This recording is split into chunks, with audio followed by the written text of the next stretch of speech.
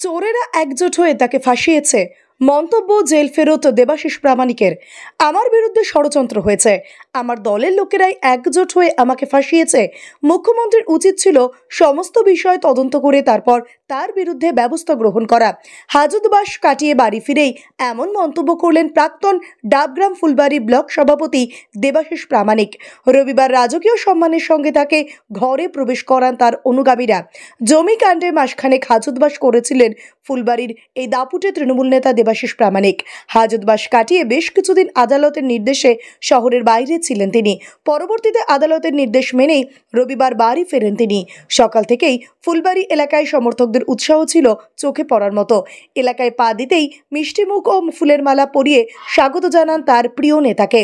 আপ্লুত দেবাশিস প্রামাণিক জানান, তৃণমূলের প্রতি তার আস্থা রয়েছে, তবে তিনি জানান বর্তমানে দলের যা পরিস্থিতি তাতে অভিষেক বন্দ্যোপাধ্যায়কেই লাগবে দল চালাতে গেলে। বমি চলে আসছিল ওই বন্ধ, কিন্তু কি করবো, উপায় নাই। শুধু খাওয়ার টাইমটা ওরা বাইরে বের করে খেতে আমাকে সময় দিয়েছিল। 7 দিন আমি ওই লকআপের মধ্যেই ছিলাম। খুব কষ্ট পেয়েছি, যেগুলো আপনাদের সামনে আজকে আমি শেয়ার করতে চাই।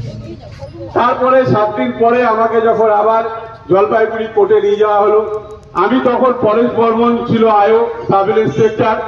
ওনাকে আমি জিজ্ঞাসা করেছিলাম, পরেশবাবু কি ব্যাপার আমাকে খুলে বলুন। আমি এই 7 দিনে মোটামুটি মনটাকে শক্ত করে দিয়েছি, আমার কি বেল হবে না আবার আপনারা রিমান্ডে চাচ্ছেন। আমাকে মিথ্যা কথা বললো না দেবাশিস দা, আজকে আমরা রিমান্ডে আর চাচ্ছি না, আপনার বেল হয়ে যাবে। তাই বললাম ঠিক আছে, যদি বেল হয়ে যায় ভালো কথা, কিন্তু ওরা আবার 7 দিন রিমান্ড চায়। তারপরে দেখলাম 5টার সময় ম্যাজিস্ট্রেট অর্ডার করলো যে আবার 5 দিন রিমান্ড। আমাকে নিয়ে গিয়ে শিলিগুড়ি থানায় রাখা হলো। দেখ, শিলিগুড়ি থানার আইসি ভালো ব্যবহার করেছেন, উনি আমাকে লকআপে রাখেননি, ওদের ওইখানটায় একটা জায়গা ব্যবস্থা করে দিয়েছিল আমাকে, আমি ভালোভাবে ছিলাম এবং বাড়ির খাবার এলাও করেছি। তো বলছি যে তারপরে 12 দিন হয়ে গেল, আবার কোর্টে উঠালো, কোর্টে জেল কাস্টডি দিয়ে দিল।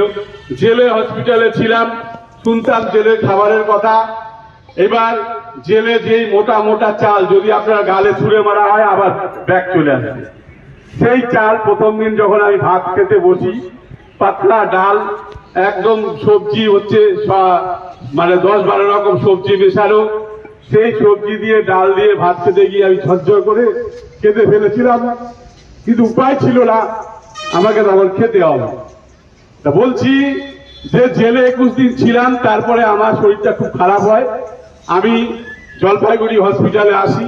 আসার পরে ওরা আমাকে সিসিইউ সারাদিন রাখে, কি উদ্দেশ্য ছিল জানি না, আমাকে ওখান থেকে রেফার করে দেওয়া হয় north Bengal medical college. North Bengal medical কলেজে রাত্রি 9:30টার সময় আমাকে আনা হয়, এলে ওদের পিজন সেল যে আছে সেই পিজন সেলে আমাকে রাখা হয়। ওখানটা একটা বলতে পারেন যে মানে খুব গরম, ফ্যান তো সিলিং ফ্যান নেই, সাইড দিয়ে ফ্যান আছে, এবং যা হয় আর কি কয়েদিদের যেভাবে রাখা। তো 75 কেজি ছিল। আমি সকালবেলা জেল হসপিটালে চারিদিকে প্রায় 13 পাক 14 পাক 15 পাক করে রাউন্ড দিতাম, জোরে জোরে হাঁটতাম এবং কিছু ফ্রি হ্যান্ড ব্যায়ামও করতাম। কিন্তু ওখানে যাওয়ার পরে ওরা আমাকে একদিনকার একটা লিকুইড খেতে দেয়, বলে যে কালকে আপনার আলট্রাসোনোগ্রাফি করা হবে, এই লিকুইডটা আপনাকে খেতে হবে। আমি যখন ওই লিকুইডটা খাই, তারপরের দিন সকাল থেকে 10-12 বার আমার পাতলা পায়খানা হয়। তারপরে আমাকে যাই হোক বিকালবেলায় 4টার সময় আমাকে আলট্রাসোনোগ্রাফি করতে নিয়ে যায়। আমি হেঁটে হেঁটে বেশ সুন্দর যাই, আলট্রাসোনোগ্রাফি করার পরে আসি। তারপরের দিন থেকে আমার শরীর খারাপ হতে শুরু করে। আমার ওজন ছিল 79 কেজি, 79 কেজি। এবার বিশ্বাস করবেন না, ওরা আমাকে 4 বোতল রক্ত দিল, 2 বোতল প্লাজমা দিল, ডেলি একটা অ্যান্টিবায়োটিক স্যালাইন দিত আমাকে, ডেলি 3 বার করে 15টা অ্যান্টিবায়োটিক স্যালাইন আমাকে দেওয়া হয়েছে। আমাকে চ্যানেল করে, সেই চ্যানেলে সকালে 2টো ইঞ্জেকশন, দুপুরবেলায় 2টো ইঞ্জেকশন এবং রাত্রিবেলায় 2টো ইঞ্জেকশন। আমি আস্তে আস্তে নিস্তেজ হয়ে যাচ্ছি। আমি রহিমউদ্দিন, আমাদের এখানে রহিমউদ্দিন রাত্রিবেলায় থাকতো আমার সাথে, আমি যতদিন বাঁচবো ওই ছেলেটাকে ভুলবো না। এবং দিনের বেলায় আমাদের রাজেশ এবং আমার বাড়িতে যে ছোট ছেলেটা থাকে ওরা শেয়ার করে থাকতো।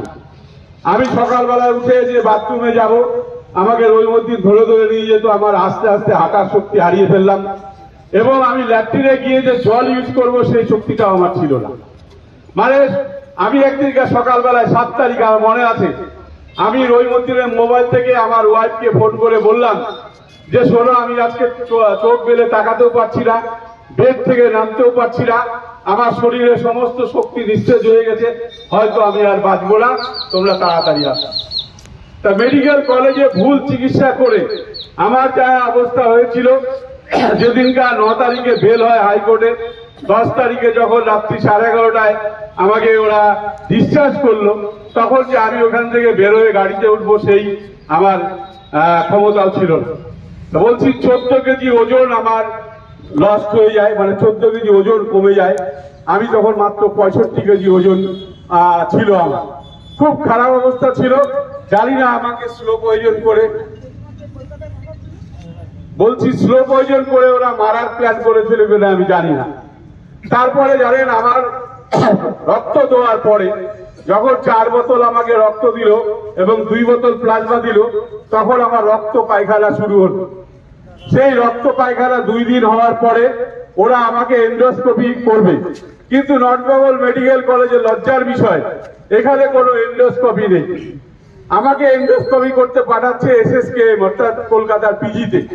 600 কিলোমিটার রাস্তা আমাকে অ্যাম্বুলেন্সে করে নিয়ে যাবে, এবং আমার যা শারীরিক অবস্থা হচ্ছিল, হয়তো রাস্তায় আমার কোনো কিছু হয়ে যেতে পারতো। কিছু জেল পুলিশ ভালো ছিল, তারা আমাকে বললো, দেবাশিস বাবু কোনো মতেই আপনি কলকাতায় যাবেন না, আপনাকে আমাদের স্পট তৈরি করতে লাগবে 3-4 দিন, তারপরে অ্যাম্বুলেন্স আমরা ভাড়া করব, সেই অ্যাম্বুলেন্সে করে নিয়ে যাব। রাস্তায় যদি কিছু হয়ে যায় আমরা তো বলতে পারছি না। তারপর SSKM প্রায় 800,000 লাইন থাকে, আপনি প্রথম দিন গেলেই যে আপনার এন্ডোস্কোপি হবে তার কোনো গ্যারান্টি নেই। তারপরে দেখা যাবে 7 দিন আপনাকে ওয়েট করতে হবে। আমরা কিন্তু 7 দিন প্রেসিডেন্সি জেলে আপনাকে রেখে দিই। প্রেসিডেন্সি জেলে